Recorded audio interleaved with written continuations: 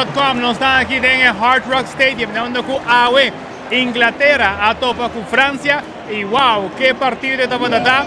Nos tiene naturalmente el team de Inglaterra que arranca, sale, con un gol tras de otro y después de dos mitad Francia sin un best para catch up, pero en la final juega a terminar en la onda con naturalmente Inglaterra.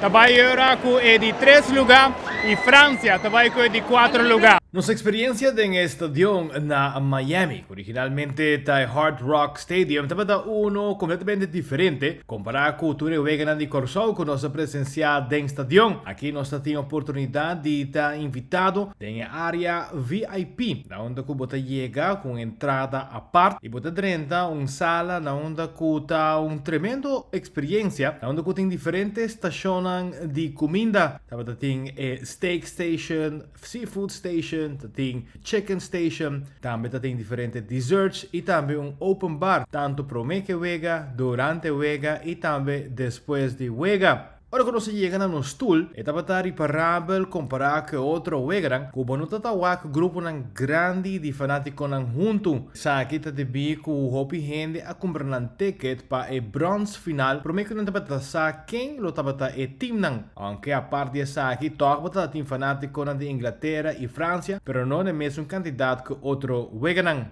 E juega seguro estava uno hopi interessante, na onde que estava mostrando em primeiro instante que Inglaterra lo estava ganhar hopi fácil, pero depois Francia a Sadi chega back, pero na final, maneira que não teve se bala da rondou, Inglaterra a logra de ganhar. Después de juega, a tomar lugar a ceremonia de medalla, donde el ganador tanto de 3 y de 4 lugares ganan medalla. Seguro un momento emocionante para mirar. El estadio no estaba completamente lleno a su capacidad máxima, pero sin la mesa tiene alrededor de 64,000 personas. Después de juega, tu gente sale para fora e tem diferentes activações de brands e também diferentes DJs que só dispõe ambiente e nos sigue mira gente baila e goza. Lo que estaba particular también está con nosotros mira hopi fanático de otro team en el estadio vestir con un t-shirt. Por ejemplo, nos mira hopi gente de México y hopi gente de Colombia representando un team. Pero que trata el transporte, mayoría gente hace uso de shuttles que salen por diferentes lugares alrededor de área de Miami Gardens, donde el estadio está. Para 24horas.com, a mitad Mark Benson Dance for de Miami.